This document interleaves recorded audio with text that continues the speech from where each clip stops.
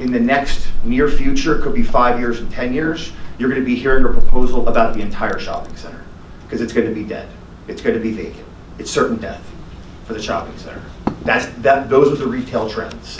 That's the direction this is going, right? If we just look at some simple, quick facts here about this area and the retail vacancy that we have, and the growing vacancy.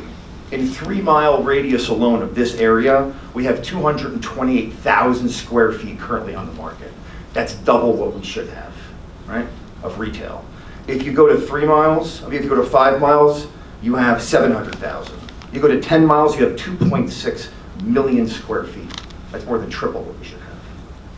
If you go to Somerset County, we have 1.3 million square feet right now on the market. The idea that this is going to remain a retail and it's going to be successful and releasing as retail, it's just not going to happen, unfortunately. So what we did was we want to look at some of the future trends here, such as I represent the town of Westfield, and looking at their redevelopment. They're being proactive. How are they to take a site that needs to be repurposed and be proactive in that, right? Downtown Bernardsville, right? Downtown Bernardsville is dying, right? I live in Bernardsville, my town, right? The downtown is dying, our retail is dying. We are fighting tooth and nail right now to be able to get apartments downtown, when before they didn't want them because they didn't act soon enough. Our grocery store, King's, left. We have a vacant King's in our town now for 2 years. Everyone said it'll never be vacant. It's vacant, right? Along with a lot of other stores in our town. Now they're proposing apartments downtown, and we're trying to get it done because we need that injection of induced demand.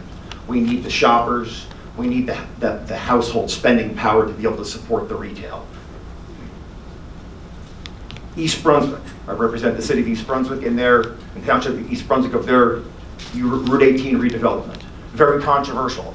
They took a whole retail center that was dead, and now we're putting up a massive apartment complex, but they did it in such a way that it's going to help the rest of the retail of Route 18 be successful, right? That's what the goal is. The goal is to be proactive and to approach this in such a way that you're not looking at it as, okay, now we need to redevelop the entire center.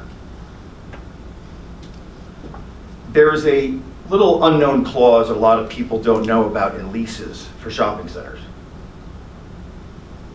If your anchor leaves, just about every tenant can cancel their lease. Right?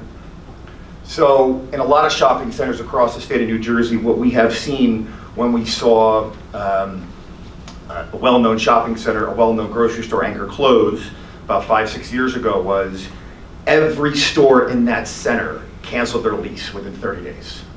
So if Stop and Shop leaves or a major anchor leaves, a lot of these leases here, the tenants can just leave automatically because that's what's drawing people into the center.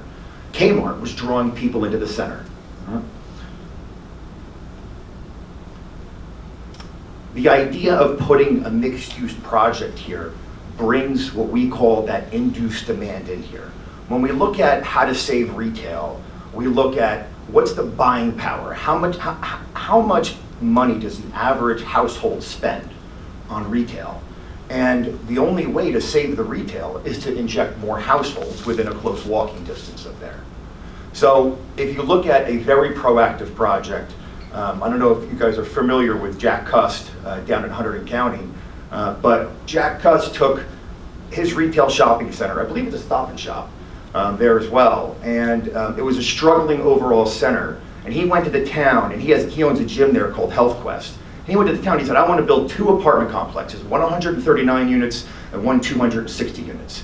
And the town said, no way, we're not doing that. We're not doing this over here in our retail shopping center. Well, they're built. The first one's built, extremely successful. The retail is booming, right? Because everyone's walking to the shopping center, getting their groceries and walking home. That's the trend. The trend is this, it's called urbanizing suburbia. You're not gonna like that term either, probably. But the trend is that people want to be able to come home on a Friday, and what if they don't want to get in their car until Monday, right?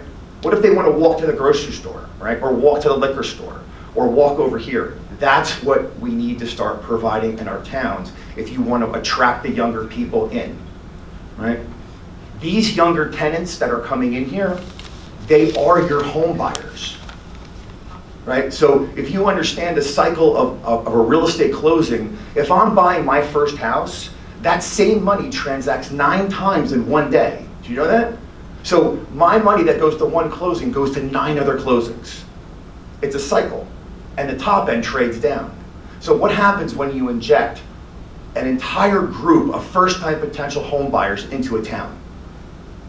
You now have almost 200 households that could be first-time home buyers as they settle in a town, like a town, and then move into buy. That's the trend. That's what they do, right? So overall, let me see if I have any other notes here, if I covered everything.